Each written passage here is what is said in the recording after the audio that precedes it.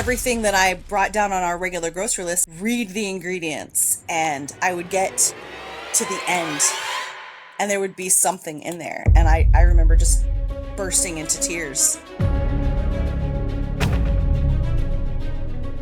Hi, welcome back to Allergy Survivor. I'm Matt Martin, and today we'll be joined by Kelia Gabriel. Kelia and I have known each other for so long, I'm not even sure how many years, but close to 20. And her husband and I have worked together for a very long time. He and I were talking on our way back from a shoot, and he mentioned the challenges of raising kids with allergies. Kelia, among her many skills, and her whole family, they acted in a documentary that we're producing called The Silence Beneath. And you can check that out at thesilencebeneath.com. And then more recently, her husband and I crossed paths, and I mentioned this new YouTube channel, Allergy Survivor. And he said, Kelia's got stories. So I thought, okay, I called her the next day, and here we are looking for any excuse to talk to you. So glad we could connect now. This isn't medical advice. We're talking about personal experiences here. Well, we could start just about anywhere. Tell us a little about yourself. I am from the South originally. I've been up here in Michigan for a little over 20 years. I have actually had terrible environmental allergies my whole life. And I didn't have any experience really with food allergies until I was probably in my late teens. And then one of my favorite tropical fruits. And I personally had a few more kind of through my 20s and early 30s where I started to develop more food allergies as well. And when I got to Michigan, I connected with an amazing allergist and asthma office. And my doctor was very frank with me. And he was just like, the science is it's really relatively new. And so a lot of the information we have is anecdotal and circumstantial evidence, and we just don't have the research behind it to be able to tell you exactly why these things happen always, but we can tell you that they happen. And I did shots for 3 years when I lived in Texas, and then we moved. So as we had children, and we have 3 children, and all 3 of them have some form of food allergy. Wow. So, yeah. Intense. Do you remember what made you aware of them having allergies? Yes.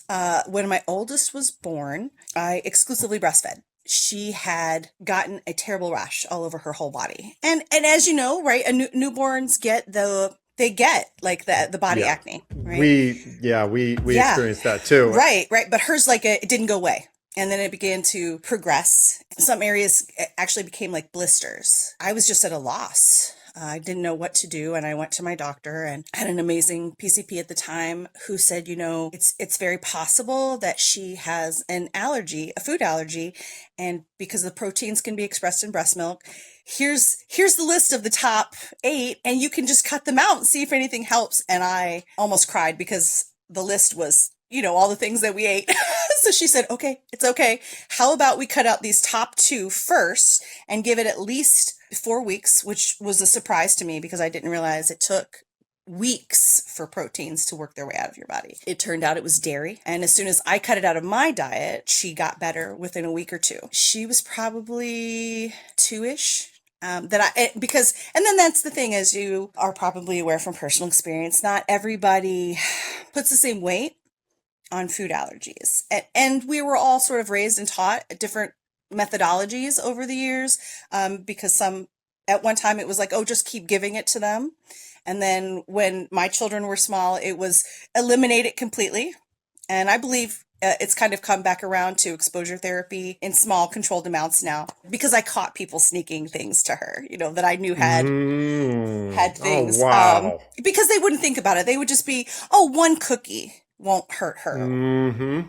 And you can't do that with food allergies because one can hurt you. She went away for a weekend, a long weekend, and the spots of eczema on her cheeks cleared up. Well, she and I had been drinking soy milk. She had changed to rice milk over that weekend. And I realized, oh gosh, I've been giving her something else she's allergic to this whole time in substitution. Maybe the lesser of the evils, but still, right? Absolutely. Mm-hmm. And I was amazed at how quickly it cleared up. And so then we switched to rice milk for a long time. She outgrew her dairy allergies. She was about 11. when we retest. She tried a couple times over the years, and I had been told statistically, right, most kids will grow out of their food allergies by age 5. If they don't, it's something like 80% of kids. And then if they don't, then there's like another percentage usually by the time they turn 8. But if they don't, chances are they're not going to. But we had a good friend who was a parent of one of her classmates who actually had shared that she had been allergic to dairy when she was young until she was around 10. And then she tried it again and was fine. I think it was summertime, and Alana was just dying to try ice cream. And I told her, but you're allergic. And she was like, please, I'm willing to suffer if I'm still allergic, but I just want to try. That's very cool. Can you go in the other room now? Thank you, my love. Very awesome robot. So she tried it, and then so she's gone in, and she can have just about anything. And now the only thing that we know of is pineapple, which she was around 3, and we were at an Easter brunch at a country club with our uncle and aunt, and they have beautiful spread of fruits and everything. And she took a big bite, and her already chubby cheeks just, Oof. Which was kind of terrifying, as you know. And so, luckily, my mother-in-law had Benadryl in her purse. And so we were able to give her some Benadryl, and she was fine. But then we just stayed away from pineapple. Mm-hmm. Yeah. There's so many stories about discovering, like you said, Yes. with the pineapple. I'd like to focus just for 1 second on the joy of her having ice cream. Like, so she wanted it so bad. And, She wanted it so bad. So what was that like? But you were there? Yes. When she had it? Yes. And she felt fine. And the thing is that her allergy symptoms were, because that's the thing, we were so lucky that none of their reactions, aside from that initial pineapple, were anaphylactic reactions. And so it would sometimes take a few days for them to start showing up, and she loved it so much. And so we kind of just waited with bated breath all week, and she was fine. And so she was just overjoyed, overjoyed that she could have. It's right up there with when she finally grew to be taller than me. It's so. Oh, sweetness. Yes. Cool. Yes. She drinks a lot of milk, and she eats a lot of, melted cheese, and so it allowed her to have a little bit more access to that sort of normal adolescent experience, pizza and ice cream and etc. with your friends. Yeah. Sweet. Yeah. Good to hear. What are the odds that your kids all are allergic to the same thing, right? No, it doesn't. Yeah, it doesn't usually play out that way. With our youngest, his symptoms didn't show for a long time, and we thought, our genes finally didn't make somebody allergic to dairy. But that turns out to not be true. So, yeah, well, it was. You're able to hold on to hope for a decent amount of time, at least. Yeah. Yeah. Is it challenging to have different menus for the different kids, kind of a thing? Yes. And I think I shared this with you previously when we first kind of talked. When they were both very small, and my oldest two are 2 to 3 years apart, we didn't know all of the parts of dairy that were in things. And things like, I bought vegan cheese, or cheese that was supposed to be vegan cheese, and it had casein in it. And later I found out that's a milk protein. Yep. Oh, and by the way, I never heard of that. I remember when I was growing up, whey was a big thing. It was in everything. It is and in everything. I've never even heard of what you said. Right. So it goes to show it's still learning. Right. Yeah. Wow.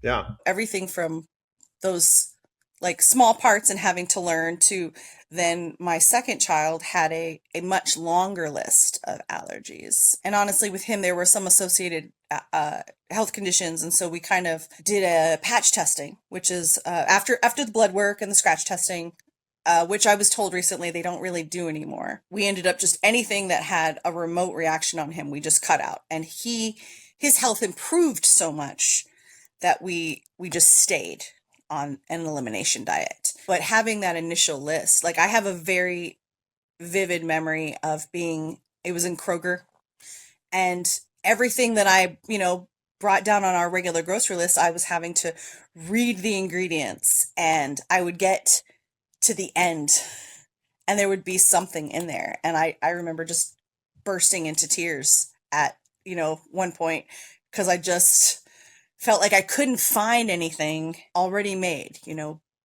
bread or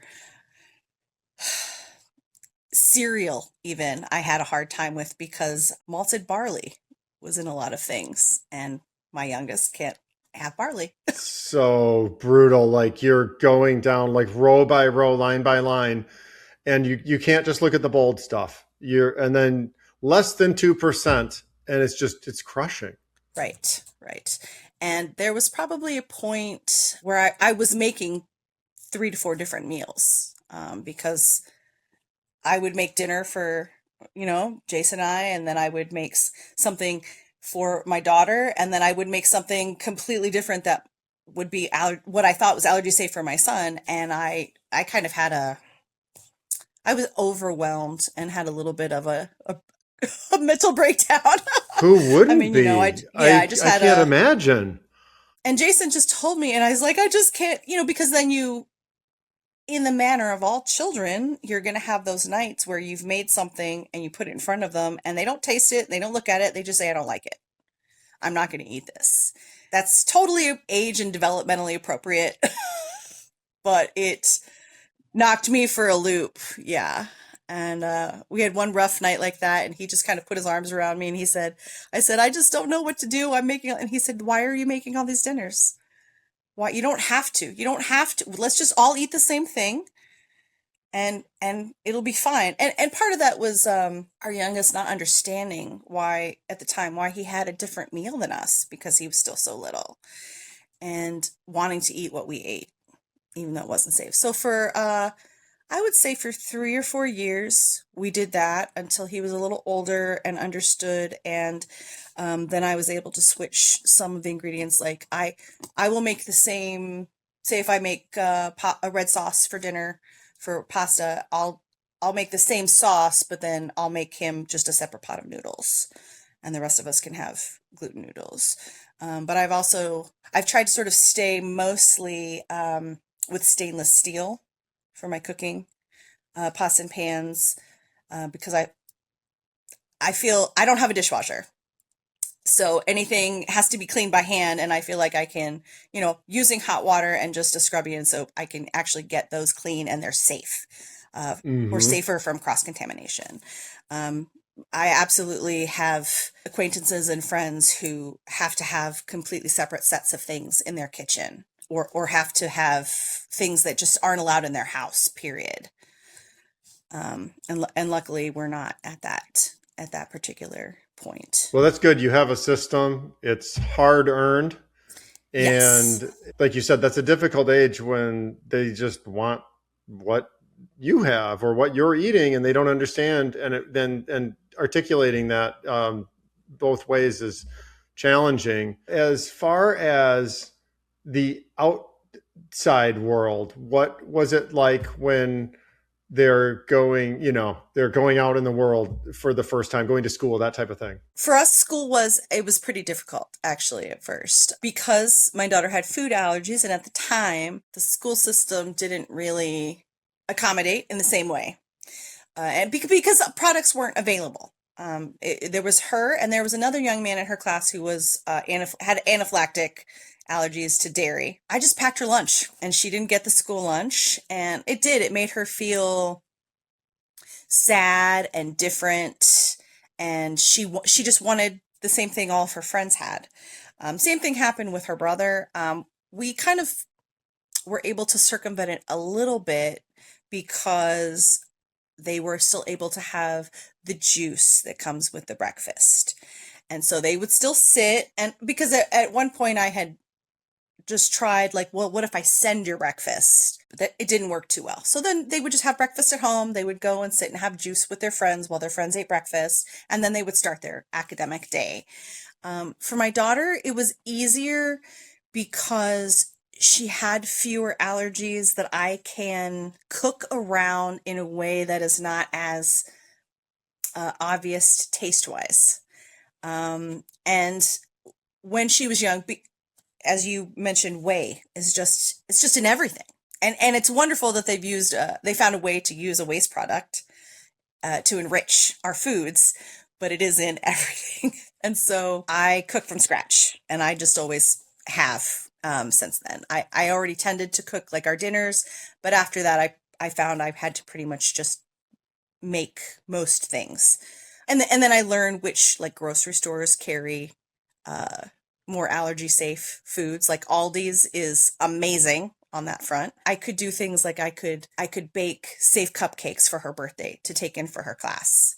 And that's not something that's really allowed now. Hmm. So for my middle one, I would get one something safe for him, and then I would get something else he could share with his class. And Hmm. sometimes I would bake, but a lot of times the gluten-free, dairy-free, soy, everything free that needs is really best super fresh. Hmm. Yeah. Um, sometimes I would bake things. Sometimes I would be able to find something like there's a brand of cats that comes with like they make frozen donuts. First, second, third grade, he had another girl in his class that was gluten-free. And I remember being able to, okay, birthdays or a celebration or a party or something is this week. So I got like cupcakes for the rest of the class, and they got donuts. So they still got a sweet treat. They still got icing. They still got that special something, but I didn't have to worry about contaminating anybody else because I was able to get something safe. Yeah. It's a good balance where they're all able to share this birthday treat together. And it doesn't have to be exactly the same. I mean, it could be cupcakes with different ingredients. It could be if somebody said, "Do you want a donut or a cupcake?" I see that as a win-win. It's good to have these. It's good to have these options, and it sounds like that's a good balance. Yeah. Yeah. I do my best to try and give them an equivalent something.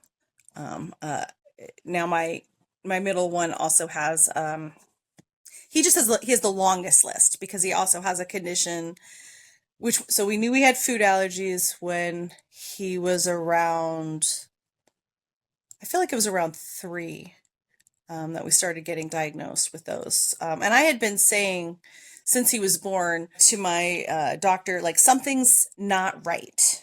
Like something's not right. Like I know how this should go and what this should look like and how this should feel. And he wasn't gaining weight and he would eat. But then things didn't look the same. And my doctor was totally supportive, and she sent us for testing and sent us to specialists, and they checked various things and, did the blood work, did all the samples that they needed, etc. And they were just like, we don't see anything. He seems fine. Right. Um, Which is tough. Right. yes, 'Cause yes. And so early on, I cut out the sort of the same things. I was like, okay, this rash is familiar. I cut out dairy. So we just avoided soy. We were in feeding therapy, and because he wasn't growing well and he wasn't eating solids well, there was this amazing book, Super Baby Foods.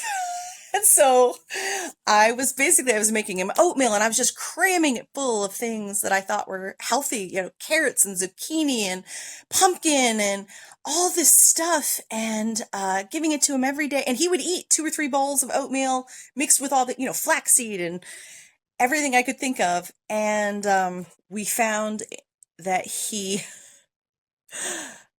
preferred we hadn't moved to solid, like crunchy foods. When we found in feeding therapy that the crunchy foods worked better because he could feel them in his mouth and where they went, there was something about, we noticed when we gave him Cheerios, how he would just become really congested all of a sudden.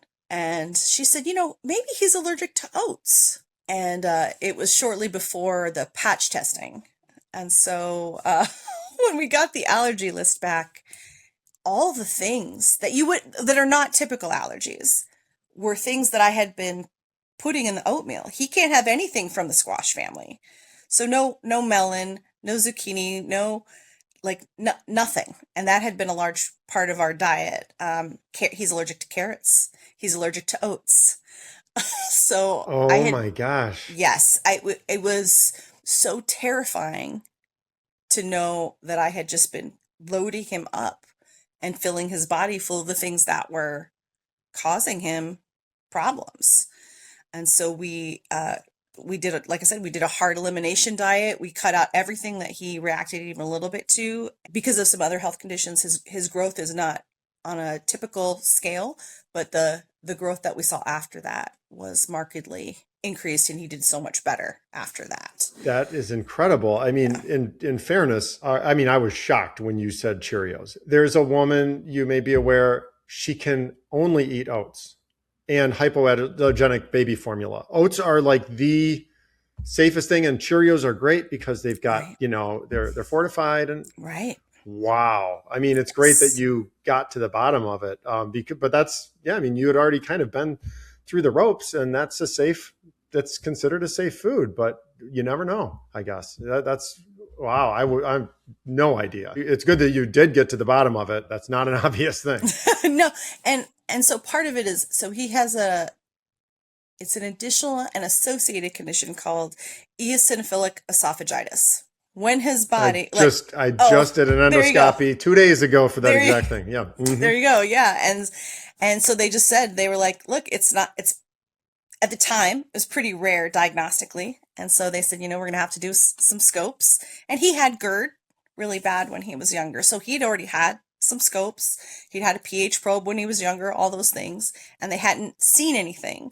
But our doctor said that it can be something that is sort of like a progressive reaction. And so somebody at 3 might not show anything, but at 5, 6, then they have a significant, and that's what happened. We went in and he had significant inflammation. He had plaques through his whole upper GI system. So his body was attacking itself when he ate foods he was allergic to. That was around the time that we had the food testing. And so that was why we did just anything that was remotely showing, we just cut it out, and we did medication for a limited time. And when we went back for his repeat scope, it was so much better that when the doctor asked, like, well, do you want to reintroduce foods? And we were like, we're learning. We're just like, oh, okay, is this what we do next? And so we tried to reintroduce the squash family. And it's so funny because I had never eaten winter squash before I moved to Michigan. And so I was like, I was like, what? These are amazing. And we ate all of it, all the branches. When that came back, we had to just sort of reformulate how we eat, how I pair things, how to get accustomed to those new taste combinations. And now it's old hat, and we're just all really used to it. Things that you don't think about, like, I don't use carrots in a mirepoix.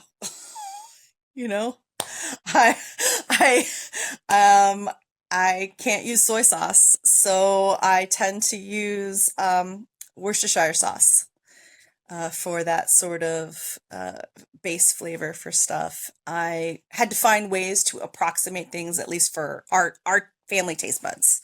Mm-hmm. Yeah. And there were a few things, like I absolutely experimented with trying to bake gluten-free bread. Because so he's almost 16. 10 years ago, it was $7 or $8 a loaf for good gluten-free bread. Gluten-free, dairy-free, whatever bread. Now I happily pay $7 a loaf at Aldi. The experiments did not go well. It never came. I can make quick bread. I can make muffins. I can make cupcakes. I cannot make bread. We had chickens at the time. Our chickens wouldn't eat it. It was that bad. What? So, it was everything. They eat each other. Like how? Yes, what? Yes, they eat. That's gosh. The thing, is like, I've seen them eat everything. They eat eggshells, like, and rocks and yes, dirt. And I saw them peck at it, and they were just like, "Yeah, we're good." Yes, it was pretty bad. That's wild. Before I forget, I just finished an elimination diet, and coconut aminos I found have been a great soy replacement. So that's an option. So that's the other thing that's come up with us, is that because multiple people in the family have allergies, there's a lot of substitutions that you would normally go to that we cannot use. I can't use like bean aminos because he was allergic to beans. I couldn't use coconut. I'm allergic to coconut. The beans He's, are yeah, another one where it's hard to know what every bean is like. And then yes, something might be called a bean, but it's not a bean. Something else might be called something else, but it is a bean. When legumes were added to my elimination diet, it was rough. It was a dark. right. Yeah, yeah. Starting that off It's were dark really days. Yeah, hard. Yes, and yeah. because like he can do peanuts and he can technically do peas, even though they're all in this like related family, those have been fine. And so we kind of would use lentils where we could. Hmm. We got there's a product called Ripple Milk. It's an alternative milk made with pea protein, but it has like 8 grams of protein per cup, just like cow milk. And so when he was younger, our GI doctor said, maybe you want to try him on this because, right, we want to keep him as nutritionally loaded as we can. Gave him terrible stomach aches, which is often a symptom for EOE, right? Difficulty swallowing, stomach aches, constant, right? As you know. And one of the reasons that we did the hard elimination was they said, if we don't treat it as he gets older, it can cause a lot of additional complications as he ages with difficulty swallowing and motility of his GI system, all of that. So we try things as we can, but then just like with any family, any kids, you have to go, okay, well, they don't like that. And I'm buying it, but they're just not eating it or drinking it. Nobody liked the flax milk. Nobody at almost everywhere stopped carrying recently the rice milk in the refrigerated section. It blows my mind because that was my favorite of the substitutes. I Hmm. couldn't have soy milk, so that I thought was the Yeah, best, and I had yeah, to like target it at these certain stores. Yeah. yeah. So for the last probably 2 years, I could only find it at the super Walmart, and in the last 6 months, they stopped carrying it. So I can get shelf stable. It's fine, but it's not as tasty. It doesn't taste as good. They don't like it as Oh, much. well, I guess I've only been eating the shelf stable, so now I want to Oh, try. oh, Now I the want to. refrigerated. Yeah. Yeah. Okay. Yes. And I mean, Well, if I track it down here in Chicago, I'll bring oh, back nice. a shipment. Yeah. Oh, good. Well, because when they were little, when my oldest was young, I bought a soya milk maker to try and make it myself. Hmm. Again, I count myself as fairly competent in the kitchen. Well, I think that's a certainty. I think you can say that with Um, confidence. it was terrible. I couldn't drink it. And I wasn't like, she didn't like it. I couldn't drink it. I tried with various substitutes, but it just never tasted right. Hmm. And it was hard to get over that. And for the cost savings and the Hmm. convenience, it was just hard to, yeah, keep doing that. Yeah. I just know where I can go and I buy it, it's still less expensive at Walmart shelf stable. So I buy a couple every time I go and I try and keep some on hand at the house. So While exhausting and overwhelming at times, you have managed to navigate this in the home and, of course, out there in the world. Like, what have you encountered any like absurd situations? not really. People have actually been pretty wonderful when we tell them that, I'm sorry to ask so many questions, but my kids have food allergies and I just can't. And normally if I preface it that way, then they're really, really nice. And then I found a few places that go above and beyond. We had an amazing experience service wise in the Petoskey Big Boy. Um, we went, it was just like, oh no. My youngest was already born and so we were now then it was just like, oh, what are we gonna do? And the young lady that was our server was amazing. She went and got the binder. She sat down with us. We looked through everything. The manager kind of came over because he was like, she's taking a little too long at your table. But when he found out why, then he was also just amazing. And he said, oh, you go ahead and go and I'll help them. And he sat down with us and we figured out what was safe. He let the kitchen know so that they could clean the area beforehand. Oh, I would sweet. say the biggest thing is my youngest will only eat eggs one way, and it's a jammy hard-boiled egg. Most restaurants will not make you hard-boiled eggs. That's like the That's probably the biggest thing.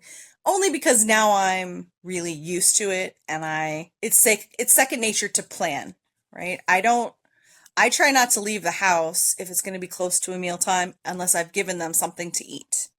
I try not to go to someone else's house um, unless I've given them something and I know they're not legitimately starved. Now, I'm not saying that when they walk into grandma's, they don't immediately say, I'm hungry. Do you have anything? Because they do. But, and and we have friends that have been amazing that always make sure, they'll give a text before a birthday party and have a safe cake on the side so that all the friends who can't have the regular birthday cake can enjoy some too. Cool. That's cool proactively to do that. That's great. Absolutely. Yes, absolutely. And those are the things when you're really just grateful that you have friends who are family like that. Um, that it's not a second thought or an inconvenience. It's just part of having your family around. And so that's a really extra special thing. I've had good experiences, and it makes the ones that aren't more exceptional, but it still happens, where, or somebody's too busy. That's really the biggest thing, is that somebody's in a state of mind, and who knows what's going on in their personal life or in that work day. They just, and that's really, I think, the biggest risk nowadays, because people try their best. It's just a matter of, what they are capable of at that moment. Yeah. Yeah. And when they were younger, I really, knowing how overwhelming it was and knowing how, like, I would just tell people, please do not try to worry about providing for them. I'll make sure that I bring things that are safe because I don't want you to have to stress out. I don't want if we're going over to somebody's house for an enjoyable, relaxing time, I don't want somebody stressing out, having to read all the labels and, oh no, I've read 50 bags of potato chips and they all have soy or something along those lines. You know what to look for, and you're experienced with this, and experience is vital for that too. And you don't want somebody to be putting in all that effort and it might not even work out. Right. And like, luckily there are things like the grandparents will ask, like, can you send me a list of the names and the brands? And I will make sure to have those. And it's because we only see them, two sets of them a couple times a year. The ones that are here, no. But I could say, oh, okay, well, this brand, this sausage, this brand, this cereal are safe. And that relieves them of a lot of pressure. Yeah. But then I learned you have to always recheck the labels, even of the allergy safe brands. Mm-hmm. Daya, I don't know if you've ever used their cheeses, their cheese alternatives. Yeah. Mm-hmm. I mean, that's one of the ones that I've certainly looked at. Yeah. Right. Yeah. So that was what we used for years. And that was, my middle kid, he loves, like, he would live on corn and cheese, like alternative quesadillas if I let him. I try to stuff them with other things so he can get, but, they changed their formula and they've added, first they added bean, and I'm sure it's for the mouthfeel and the meltability, but then they added oat, or they have another version that's oat. And so it was just like, he can't have either one of those things. But luckily we had found another brand that he likes even better, which is the VO Life. So. Oh, awesome. Yeah. Well, that's great that you were on top of that change too. Right. It does, because they're looking to make it as tasty and, accessible to everyone as possible. Absolutely. And those are generally safe, and there you go. Yeah. But I don't know how many times Jason and I one of us bought something that we thought was safe. The other one picked it up in the fridge and looked and found something we missed. But that's also why it's nice to be like a team and everybody can kind of help double check each other. Yeah. It's always good to have a second pair of eyes and vigilance. And it sounds like you guys have a great team dynamic. Mm-hmm.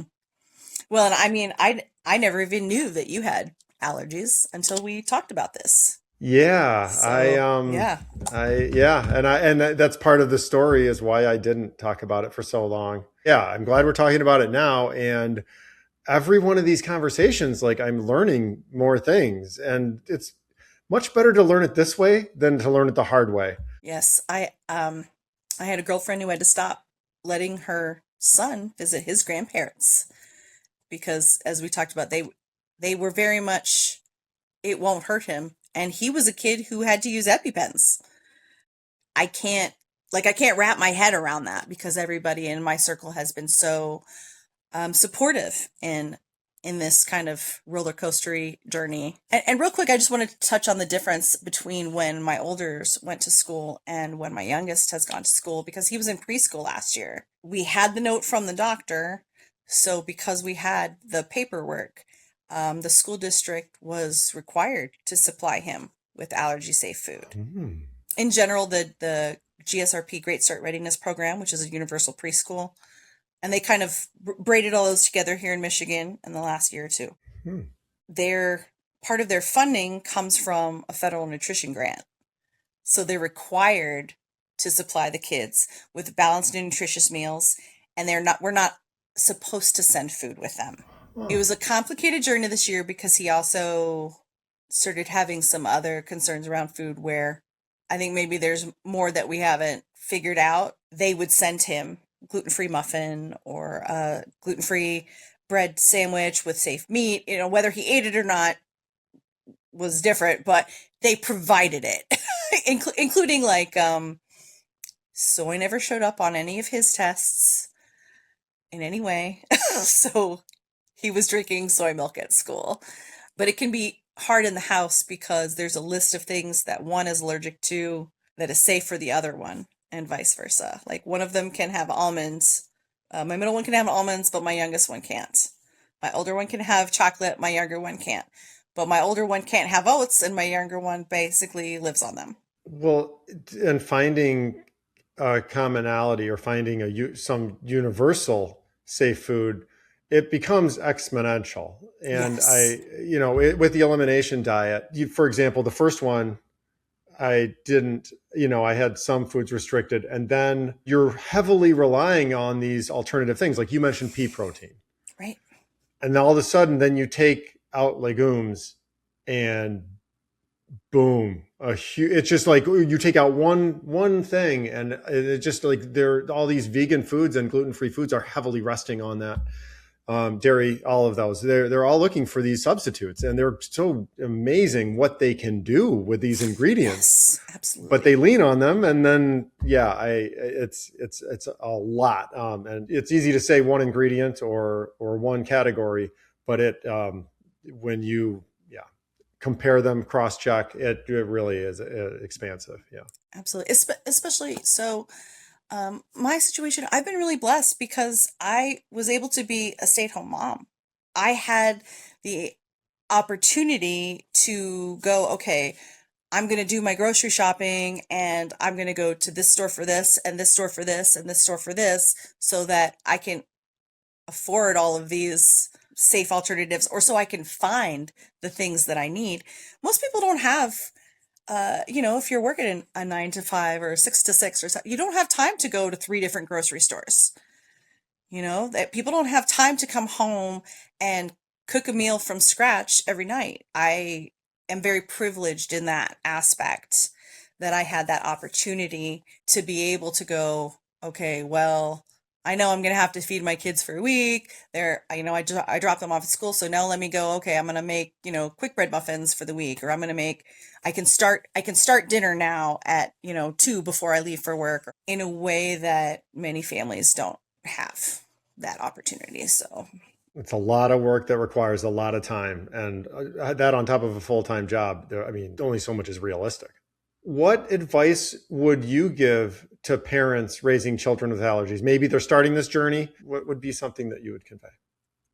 Honestly, just find a support group. Find a group of people who've gone through this, if you can. And I started out I didn't have a really big social group in Michigan because we moved here after we were well adults, and I met people after I had been through this for a number of years that had been through similar situations or more severe situations. But I was able to do things like there is a wonderful community. It's been in my email for so long. It's like kid friendly allergies or kid safe allergies or kids with allergies. In the comment sections, you can find people doing things like sharing recipes. They'll send you updates on, like at Halloween, I would get updates sometimes that like, here's some list of safe candies. Oh, hey, these used to be safe, and recently we went back and checked, and these formulas have changed. Just having someone to tell you, really, it's going to be okay. You're doing fine. They're going to be healthy and loved, and you're doing everything you can for them. And maybe, someone who can give you quick tips and tricks. And, I think that the kid allergy website was where I found in the comments section was like, safe peanut butter cookies. It's a 1-1-1 egg, sugar, peanut butter. My kids love them. They like them better than the regular peanut butter cookies that I used to make. Somebody on there just saying, hey, I made these for my grandkids and they loved them. I was like, oh, I have to try that. And it was a big hit. So that's awesome. Yeah. Reach out and find somebody because you're not alone. And any of us who've been through it know how hard it is, and somebody's going to reach a hand out to help lift you up. Well, I don't think we're going to top that note. Thank you, Kelia, so much. I've learned a lot, and I know there's a lot of parents out there that could learn a lot from your experience as well. Thank you so much. I feel like this is such a valuable, important thing. Like, I can only imagine how difficult it was for your mom at a time when they didn't have to put stuff on the labels, when they didn't have to tell, you know what I mean? Like, and was she at home, or did she work outside the home as well? She worked when I was very young. She did not work, and then she worked part-time in a doctor. She was a nurse, and she worked in a doctor's office. I barely remember the first incident of breathing them, and but I do remember, like, when I'm looking at images that I can use for this, it's always like anaphylaxis, hospital, emergency room, ambulance. It's like, no, it's reading ingredients as a child. It's going up to a buffet, with trepidation. That's what, that's the reality. You can't share a cookie with your friend. Right. Yeah, exactly. Yeah. And it was just like, and back then, it was a lot of explaining, but no, that's just it. I can't imagine what it was like for my mom. And I can on some level, and I was living it on some level, but a lot of it I was beyond, before I even could. Oh, yeah. Well, and before you had a kid of your own to kind of even give you that full idea of what you were responsible for, right? Yeah, exactly.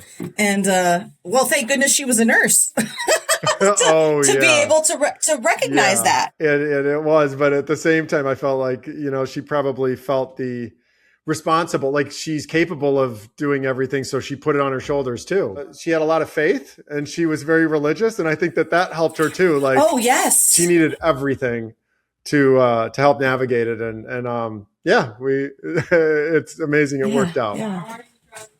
What's that, baby? Now am I done? No, I'm gonna take that off. This is going to be the first interview, and it had to be a mom. It had to be a mom, and so I'm so glad that we could do it, and I'm so glad. Thank you for working out. We made it happen. Finally. Yes. Oh, that was two of us. Yeah. Put your pants on. Sorry. Fighting over toys here. Okay. On that note, awesome. I'm going to let you go. Have a good day, Matt. You too, Kelia. Have a good one. See ya. And that is our interview with Kelia Gabriel. I felt it very important to kick this off with a mother raising children with allergies. That's my story. That's my mother's story. And it's such a critical component to giving people a chance and for people to understand things better. I learned a lot. I hope that you've learned as much as I have. Thanks for listening. Let's get the word out. Please like and subscribe.